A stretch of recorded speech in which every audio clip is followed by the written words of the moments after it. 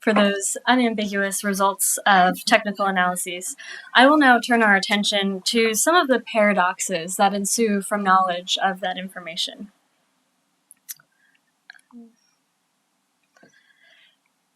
Consider this Pandora's box of sorts. Most people would probably feel violated if they caught someone peering inside. On the other hand, perhaps you are one of the more inquisitive types who can't resist peering inside the drawers and doors of the sanctified space of someone else's bathroom. Medical records are handled with the utmost confidentiality, or at least that's the expectation.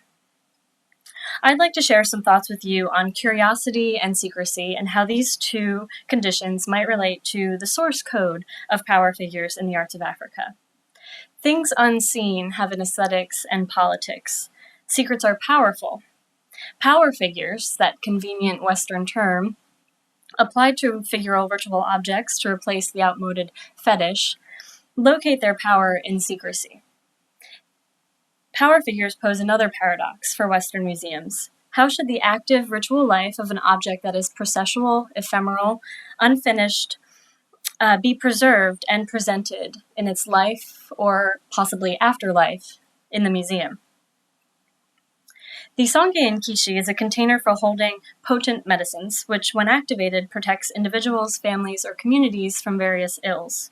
The medicines or ritual substances and offerings are typically applied through an animal horn inserted into the head, which you can see there, or into the concave cavity in the stomach, empowering these objects as vehicles for controlling life forces. There are two basic types: large figures for use by the community, like this one, and small figures that are privately owned. In their source communities, Sangye Mankishi have an active life, much in the same way as prescription medicine has a shelf life. However, there is an important distinction to be made between a community Mankishi, as the one seen on the left, and a personal Mankishi in terms of their ritual or active lifespans. Village Mankishi are often treasured and maintained for several generations as guardians of community well-being. Personal power figures are largely anonymous and transient, with periodic short-term lifespans. Once a specific problem, such as an illness or sterility, was overcome, the piece could be deactivated and discarded, much like an empty pill bottle. Can secrecy be a source code? As I pondered the title of this panel, I was led to the visual language of secrecy, found in so many examples of the historic arts of Africa and well-developed in the literature. Of course, secrecy is paramount to the group of power figures under analysis in our project at VMFA. Consider the bone that Casey found in the stomach cavity of our community in Kishi. Testing the contents was in itself an act of opening Pandora's box. As Casey mentioned, had this been human remains, we would have had another set of questions to address. Across Africa, in art and philosophy, secrets comprise a key strategy in both secular and ritual experience, from traditional education to divination practices. Secrecy involves paradox. For a secret to be realized, someone must conceal something and someone else must know or suspect its concealment. The import of a secret may remain hidden, but the act of concealment must be revealed if the secret is to have an audience and therefore a social existence. Furthermore, secrets imply that their own disclosure and knowledge are desired, and therein lies their power. Secrecy marked by the properties of both concealment and revelation is a force critical to the power of the three figures that Casey introduced through materials analysis. However, secrecy does not function in the same way in all three of these figures. I will very briefly take you through the visual grammar of secrecy. African art signifies a secret according to a visual grammar made up of devices that include coding, obscurity, containment, and accumulation. Secrets are often encoded through the graphic systems of design and pattern, such as irregularities in geometric scheme, or through abstractions of naturalistic motifs. Raphia cloths made by the Kuba people in Democratic Republic of Congo codify secrets in their bold geometric forms. Made by women, these textiles combine the signs of esoteric knowledge with personal invention.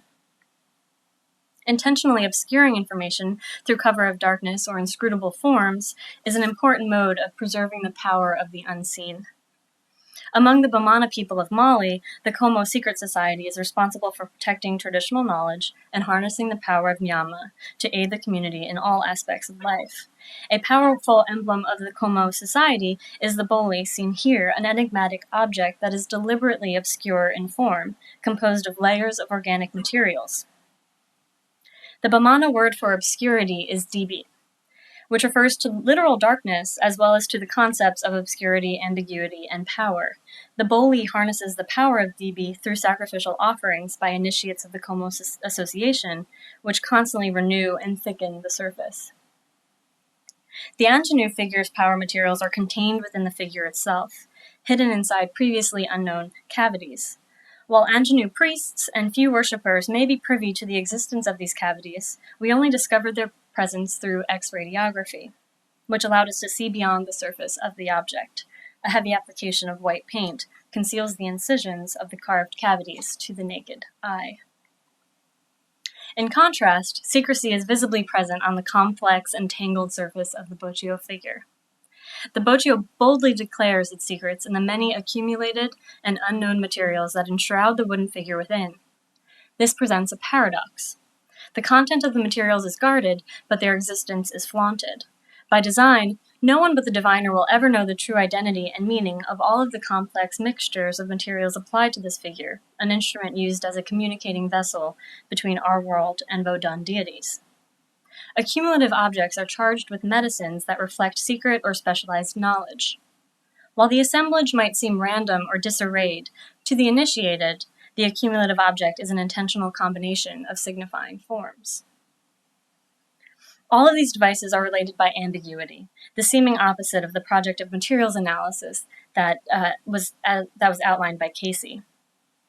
Art historians, too, have many methodological tools for interpreting an artwork's secret meaning: iconography, semiotics, psychology, and other discourses to discover kernels of insight in which the work's truth is rooted. We have added technical art history and conservation science to our methodological toolbox. I will now take you through a deeper analysis of the Boccio figure. This Janusform ritual figure is part of the material culture of Vodun, a belief in mysterious forces that govern the world and the lives of those residing in it. Boccio are figural sculptures to which empowered materials are added. They are found in a multiplicity of forms, as seen here, often combining a diversity of natural and man-made materials in reference to the chaos, incongruity, and disorder of everyday life. The term Boccio literally means empowered cadaver in Fongbay, the lingua franca of southern Benin where this object was collected. The word Boccio breaks down into two component parts. The word bo refers to empowerment objects, which can include anything from soap to woven textiles to animal or plant parts, and cho, which means corpse, literally breathing life into death and bringing the forces of the other world to bear on the lives of the living. So here's an example of a Boccio, and this is a bow, a personal bow. Personal bow are often worn by their owners for protection from malevolent forces. There are some immediately recognizable signifying forms on VMFA's Boccio figure. For example, the curved blade seen here is the ritual axe of Hevioso, god of thunder and lightning. The iron gongs seen here belong to Gu, the god of war, technology, and metallurgy. Less obvious to the naked eye is the red cotton cloth that's wrapped around the figure's shoulder. Through Casey's technical analyses, she was able to determine that the material under the heavy layers of incrustation is red cotton cloth. The color red relates it to another Vodun deity, Sagbada, god of the earth. Association with these deities activates the figure with a spiritual energy. In addition to its association with the earth god Sagbada, the cloth plays an indexical role in empowering the figure, meaning that the particular cloth might have been selected because it had been worn in life by a particular individual, thus retaining his or her body dirt and odor.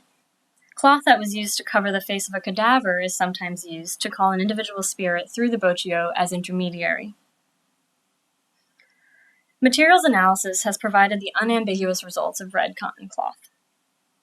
Cotton, too, has metaphorical meaning. As a generally imported material, it is associated with value and status. However, there is no technical analysis that can be performed which will provide the personal identity that was possibly related to this particular piece of cloth. What's the more powerful information? The more potent source code. The wood that the core figure is carved from also bears indexical or metaphoric significance. The Iroko tree, which is favored for its medicinal and spiritual connections. Acts of nature can also guide the selection process. Wood from a tree that has been struck by lightning might be chosen for its connection to Hevioso. So this is a sorcery boccio that's used in problem-solving mental illness. And VMFA's boccio declares its secret in two ways, through the gourds and the bottles sutured to the figure that might have had medicinal powders and other materials inside of them, which we can see the residue of in some of the bottles, as well as through the padlocks, which contain the literal secrets of the patients that have been spoken into them. Boccio are activated through assemblage, speech, saliva, heat, and sacrificial offerings. The bottles, gourds, and cloth are all forms of attachment. Once activated, it would have been a communicating vessel.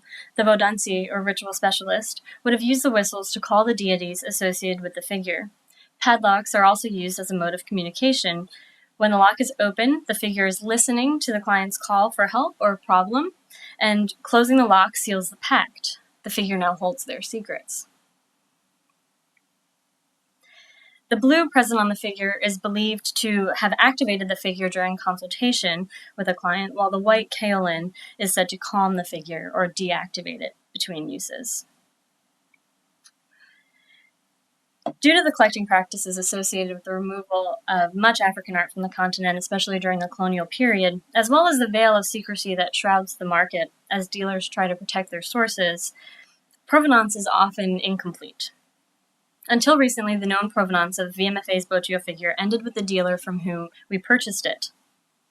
My provenance research revealed the identity of the couple who field collected the work in Benin in the spring of 2001. Through contact with the collectors and research in their archive of field notes, I learned the name of the Vodansi who owned the figure and the village in which he lived. They documented the desacralization process of the figure to prepare it for sale, and the conditions surrounding the owner's decision to sell the figure. The Vodansi had inherited the figure from his father, who is also a healer. While healers are paid for their work, they often do not earn enough money to cover unexpected expenses. According to the collector's field notes, this healer in particular decided to sell the figure in order to purchase a bicycle. However, he would only release the figure after he collected all of the necessary ingredients to activate a new one and completed a desacralization process, which included incantations and animal sacrifice. The collectors did not witness the desacralization. In this transaction, the use value of the object becomes exchange value. Through scientific analysis, including UV imaging, X-radiography, XRF, FTIR, PLM, LCMS, peptide sequencing and analysis, XRD, we've come up with a somewhat clinical, species-specific list of materials. But a Vodansi might say it is made of the river, lightning, shadows, desire, fire, and death itself. We can work backwards through materials analysis in quest of reasons for their use and best practices for their preservation, but we will never fill out the complete source code. Secrecy makes sure of that. Thank you.